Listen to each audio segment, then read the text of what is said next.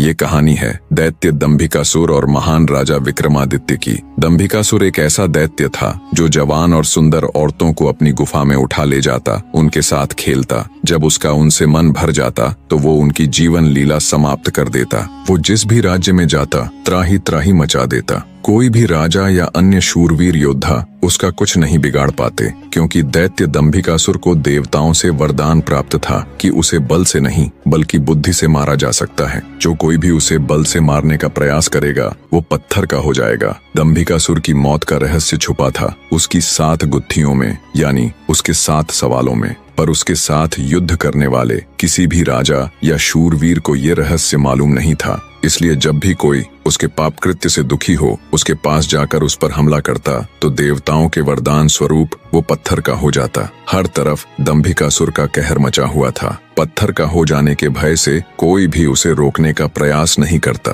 पर कहते हैं ना, जब पाप का घड़ा भर जाता है तो उसके भी फूटने का समय आ ही जाता है। हर जगह अपनी मनमानी कर एक दिन दैत्य दंभिकासुर ने उज्जैन नगरी की तरफ रुख किया। उज्जैन नगरी के ऊपर उस समय महान राजा विक्रमादित्य का शासन था। महाराज विक्रमादित्य न केवल बलशाली थे बल्कि वे बहुत बुद्धिमान भी थे। उन्हें हर प्रकार के कौशल में महारत हासिल थी।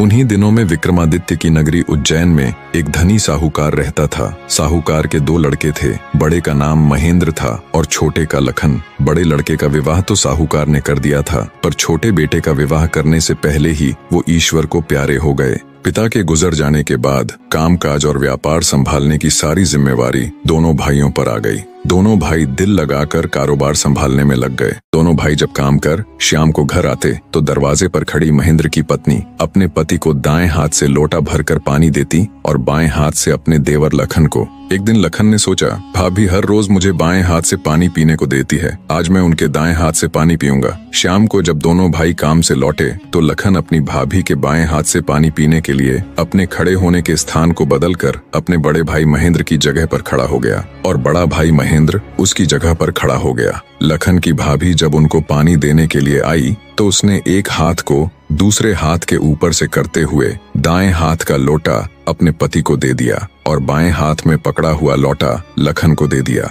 ये देख, लखन बोला, भाभी आज मैंने भैया के स्थान पर खड़ा होकर सीधे हाथ से दिया हुआ पानी पीना चाहा, परंतु आपने अपने हाथों को बदलते हुए मुझे बाएं हाथ से ही पानी दिया। आप मुझे बताएं, आपने ऐसा क्यों किया?